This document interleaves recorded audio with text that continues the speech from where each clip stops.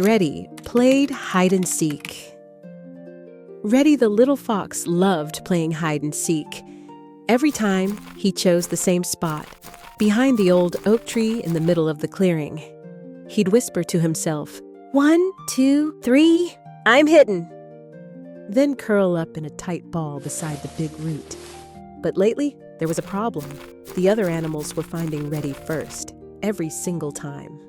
Hey, you always hide in the same spot, Giggled Sonia the squirrel, We've already found you there loads of times.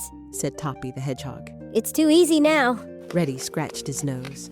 Oh, but where else can I hide? He thought and thought, but in the end, he went back to the old oak tree again. And once again, the animals found him straight away. How am I ever going to win? Sighed Reddy. Up in a tree nearby, Celeste the owl had been watching the whole game. She flew down and landed softly beside Reddy. Reddy, she said kindly, your hiding spot is a good one. But if you do the same thing over and over, it stops being a good hiding spot. Let's look at how your friends hide and why it works for them. Reddy's ears perked up. He began to watch.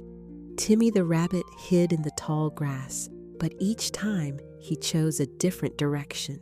Sonia the squirrel climbed trees, sometimes a birch, sometimes an oak, and once even a pine. Toppy the hedgehog liked to hide beneath roots, but never under the same bush twice. So they all hide, Reddy whispered, but they change how they do it. I'm going to find a brand new hiding place. He looked around the clearing. There were 5 big bushes, 1 very big, 2 medium, and 2 small.